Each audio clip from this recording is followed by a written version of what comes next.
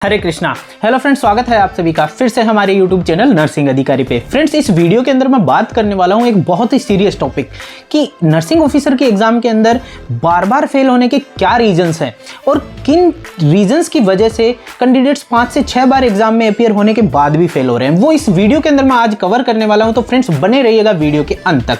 इस वीडियो के अंदर मैं यही सभी रीजंस आपके पास सामने रखने वाला हूं ताकि आप आगे आने वाली जो भी एग्जाम्स है उनके अंदर इन रीजंस को रिमूव करके अपनी सक्सेस को फिक्स करेंगे। तो फ्रेंड्स शुरू करते हैं हमारी वीडियो को, जिसके अंदर हम करेंगे यहां पे कवर कि फेल्योर के क्या है रीजंस। तो देखिए फ्रेंड्स, फेल्योर के जो रीजंस हैं उनको मैं मेनली 2 पार्ट्स में डिवाइड कर सकता हूं, सम स्टडी रीजंस और कुछ हैं नॉन स्टडी रीजंस। जो स्टडी रीजंस हैं उनके अंदर भी देखिए जितने स्टडी रीजंस इंपॉर्टेंट उतने ही नॉन स्टडी रीजंस भी यहाँ पे इंपॉर्टेंट होते हैं। स्टडी रीजंस के अंदर सबसे पहले अगर मैं बात करूं तो वो है, सबसे पहली जो यहाँ पे फेल्योर का रीजन है वो है एमसीक्यूज की प्रैक्टिस नहीं करना। देखिए फ्रेंड्स, मल्टीपल चॉइस क्वेश्चंस की जितने भी गाइड्स हैं उनको आप सोल्व करने की कोशिश करिए। इससे हम क्या करते हैं, देखिए कुछ एबिलिटीज यहाँ पे डेवलप करते हैं। सबसे पहली एबिलिटी कि हमारे को एग्जाम के अंदर एक लिमिटेड टाइम पीरियड के अंदर लिमिटेड क्वेश्चन सॉल्व करने होते हैं। जैसे कि हम एग्जाम की बात करें कि 200 क्वेश्चन 180 मिनट्स में, 100 क्वेश्चंस 100 मिनट्स में, इस तरह से हमारे को एग्जाम में सॉल्व करने होते हैं। तो यहाँ पे देखिए कभी कभी क्या होता है कि हमारी जो क्वेश्चंस को सोल्व करने की है वो एबिलिटी इतनी नहीं होती है कि हम 100 क्वेश्चन 100 मिनट में कर पाएं। तो ये एबिलिटी डेवलप करने के लिए हमारे को एमसीक्यूज की प्रैक्टिस करनी होती है। क्योंकि अगर मान लीजिए अगर हमारी एग्जाम के अंदर जो क्वेश्चंस है उनको मिनिमम जितने हमारे को अटेम्प्ट करने चाहिए, कट ऑफ मार्क्स के लिए जितने हमारे को क्वेश्चंस अटेम्प्ट करने चाहिए, अगर उतने ही हम उस लिमिटेड टाइम में नहीं कर पाएंगे तो हम पास हो ही नहीं पाएंगे। यहाँ पे सबसे बड़ा फेल्योर का यही रीजन होता है। सेकंड, बहुत सारे ऐसे क्वेश्चंस होते हैं जो लेंदी होते हैं। जो इन लेंदी क्वेश्चंस को अपन क्या करेंगे कि अगर मान लीजिए हम एमसीक्यूज की प्रैक्टिस करते हैं, इन लेंदी क्वेश्चंस को पढ़ने का एक टेक्निक डेवलप कर लेते हैं। कि जैसे मान लीजिए बहुत बड़ा क्वेश्चन है, उसके अंदर सबसे पहले हम उठाते हैं कि क्वेश्चन का बैकग्राउंड क्या है, कि ये पूछ किस चीज के बारे में रहा है, कि साहब ये मल्टीपल मायोलोमा के बारे में पूछ रहा है। सेकेंड, हम सीधा सीधा चलते हैं कि क्या साइन एंड सिम्टम्स बता रहा है क्वेश्चन के अंदर कि ये चीज है। तीसरा वो पूछता है कि भाई इंटरवेंशन क्या करना चाहिए, तो ये इंटरवेंशन है। तो अपन मोटी मोटी जो 3 चीज है वो वहां से पिक कर लेते हैं और क्वेश्चन जबकि हम देखते हैं कि वो 4 से 5 लाइन का होता है। तो इस तरह से लेंथी क्वेश्चंस को हम क्या कर लेते हैं कि यहां पे से इंपॉर्टेंट चीजें यहां पे पिक कर लेते हैं। तो यहां पे लेंथी क्वेश्चंस को एक सोल्व करने का भी अपने पास एबिलिटी डेवलप हो जाता है अगर हम यहां पे एमसीक्यूज की प्रैक्टिस कंटिन्यूअसली करते हैं तो। थर्ड, यहां पे देखिए बहुत बड़ी जो चीज यहां पे इंडियन स्टूडेंट्स के लिए सबसे बड़ी जो एक चीज है वो है कि इंग्लिश लैंग्वेज का बैरियर। बहुत सारे लोगों को इंग्लिश की लैंग्वेज जो है वो टफ लगती है। ये चीज मैं मानता हूं। देखिए फ्रेंड्स, ये इंडियन लैंग्वेज नहीं है, इसलिए ये हमारे को दिक्कत करती है। अगर मान लीजिए यही चीजें आपको हिंदी में पूछी जाए तो आप हिंदी में इसे आसानी से सोल्व कर लेंगे, परंतु यहाँ पे इंग्लिश लैंग्वेज का बैरियर भी धीरे धीरे खत्म हो जाता है अगर आप एमसीक्यूज की प्रैक्टिस करते हैं तो।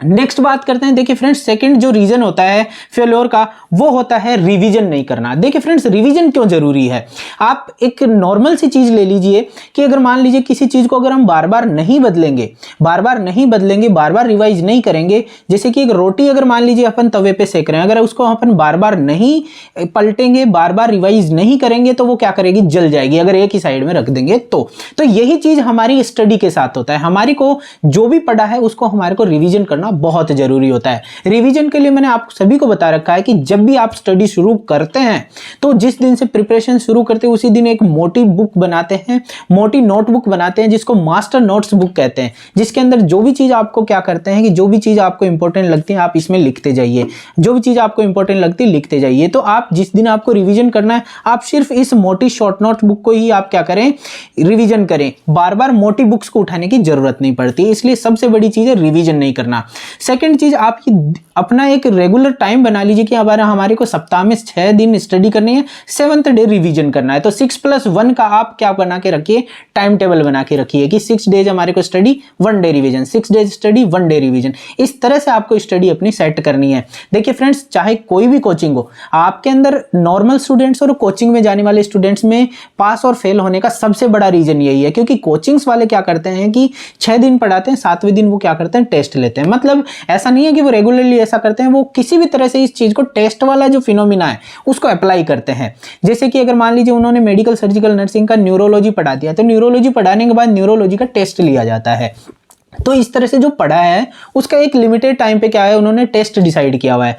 जबकि नॉर्मल स्टूडेंट जो कोचिंग जाने वाले नहीं है वो क्या करते हैं, सिर्फ पढ़े जाते हैं, वो रिवाइज नहीं करते हैं। तो यहाँ रिवीजन बहुत इंपॉर्टेंट है, यही है चीज फ्रेंड्स। और ये चीज मैं आपको लिख के भी दे सकता हूँ, जो कोचिंग्स आपको रिवीजन की, मतलब यहाँ पे टेस्ट लेने की, अगर मान लीजिए आपसे नहीं बताते हैं कि हम टेस्ट नहीं लेते हैं, तो वहां पे यही गाइड करता हूँ, ऐसी कोचिंग्स को छोड़ दीजिए।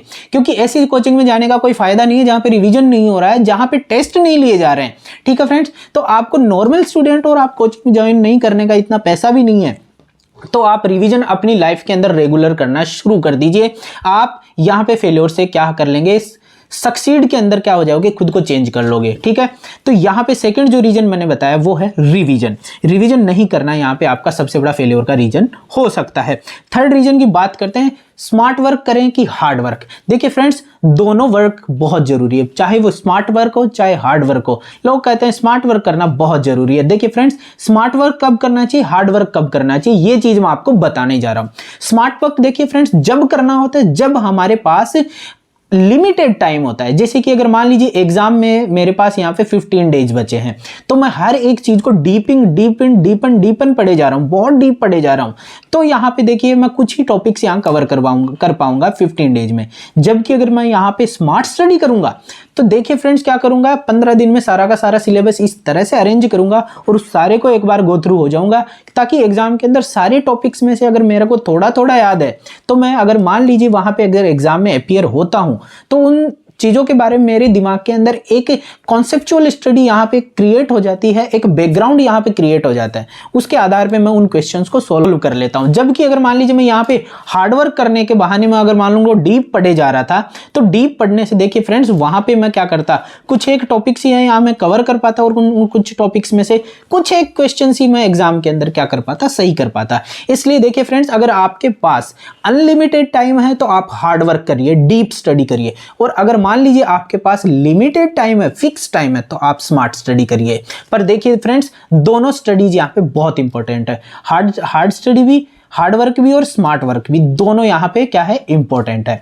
तो देखिए आपको मैंने बता दिया कब आपको हार्ड वर्क करना है, कब आपको स्मार्ट वर्क करना है। चौथी चीज यहाँ पे मैं आपको ये बताना चाहूंगा, भेड़ चाल। देखिए फ्रेंड्स, सभी स्टूडेंट्स क्या करते हैं, भेड़ चाल को क्या करते हैं, फॉलो करते हैं कि ये भेड़ कुएं में गिर रही है, मैं भी गिर जाऊं।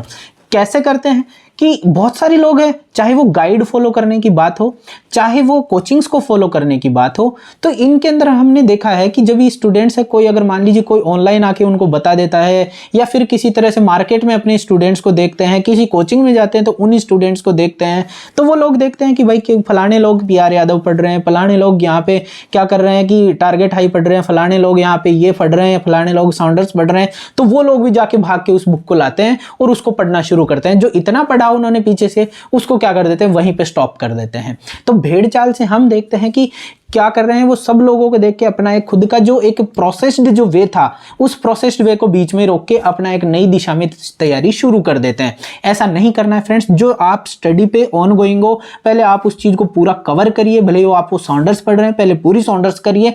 पहले टारगेट हाई पढ़ रहे हैं, पूरी टारगेट हाई को कवर करिए। या फिर पहले अगर PR यादव पढ़ रहे हैं तो पूरी PR यादव पढ़िए। उसके बाद ही आप क्या करें, अदर बुक रेफरेंसेस को क्या करें, उनको कलेक्ट करके आप उनको पढ़ने की कोशिश करें। अदरवाइज आपने जब एक कंप्लीट नहीं किया, दूसरी को भी अनकंप्लीट करने की कोशिश करोगे तो आप देखोगे कि दोनों की दोनों ही इनकम्प्लीट रह जाती है। ठीक है, तो यहाँ पे आपको चौथी चीज जिसके बारे में ध्यान रखना है कि भेड़ चाल के अंदर आपको शामिल नहीं। पांचवी चीज जिसके अंदर मैं यहाँ पे आपके अंदर बात करने वाला हूं इस वीडियो के अंदर, वो है कि देखिए friends, every exam is a unique exam. हर एक एग्जाम क्या होती है, यूनिक होती है। PGI-MER की एग्जाम है, वो एक अलग लेवल की एग्जाम है। नॉर्सेट का एग्जाम है, वो एक अलग लेवल का एग्जाम है। CHO का एग्जाम है, वो एक अलग लेवल का एग्जाम है। ये सभी एग्जाम्स यूनिक है। अगर आप सभी के अंदर CHO के लेवल से तैयारी करोगे तो आप नॉर्सेट में कभी पास नहीं हो पाओगे। CHO के लेवल से तैयारी करोगे आप PGI चंडीगढ़ में पास नहीं हो पाओगे। तो इस तरह से हम देखते हैं कि सभी एग्जाम्स क्या होते हैं कि यूनिक होते हैं। कुछ में लाइट पूछा जाता है, कुछ के अंदर डीपन पूछा जाता है। तो हर एक एग्जाम के हिसाब से आपको क्या करना है, स्टडी करना है। कम्युनिटी हेल्थ ऑफिसर है, उसके अंदर आपको लाइटली पढ़ना है, पर जो सिलेबस दिया हुआ है उसको अच्छे से पढ़ना है। उसके अंदर देखिए फिक्स कुछ 30-35 टॉपिक्स दे रखे हैं, परंतु अगर आप उन 35 टॉपिक्स के बियॉन्ड भी जा जाके बहुत कुछ पढ़ रहे हो तो वो सेंसिबल नहीं होगा CHO की एग्जाम के लिए। इसी तरह से हम देखते हैं कि CHO की एग्जाम के अंदर जो एक सब्जेक्ट का जो वेटेज होता है वो कम्युनिटी हेल्थ नर्सिंग, पीडियाट्रिक, ओबीजी इनका होता है। तो अगर मान लीजिए आप उनको कवर नहीं करके आप अदर ही सब्जेक्ट्स को कवर करे जा रहे हैं जिनका इनसे कोई रिलेशन ही नहीं है, तो आप देखिए फिर भी सीएचओ में फेल हो जाएंगे। तो इस तरह से हर एक एग्जाम के लिए आपको स्पेसिफिक प्रिपरेशन की आवश्यकता होती है। तो यहां पे मैं यही कह रहा हूं कि every exam is unique exam and it demands a unique preparation. ठीक है, हर एक एग्जाम के लिए यूनिक प्रिपरेशन आपका होना चाहिए। और वो किस आधार पे होना चाहिए? देखिए, वो प्रीवियस एग्जाम के जो पेपर्स हैं उनको आप देखिए, उनको सॉल्व करिए, ताकि आपको पता चलेगा कि इस एग्जाम के अंदर पूछा क्या जाता है। तो देखिए फ्रेंड्स, इस वीडियो के अंदर मैंने आपके यहाँ पे कवर किए हैं कुछ ऐसे फेलियर के रीजन जिनको अगर आप ओवरकम करोगे तो डेफिनेटली आने वाली एग्जाम के अंदर आप सक्सीड हो जाएंगे। फ्रेंड्स, वीडियो अगर आपको पसंद आया तो आप चैनल को सब्सक्राइब करिए, वीडियो को लाइक करिएगा और अपने फ्रेंड्स तक इसको शेयर करिएगा। तो फ्रेंड्स, मिलते हैं अगले वीडियो में, तब तक के लिए धन्यवाद।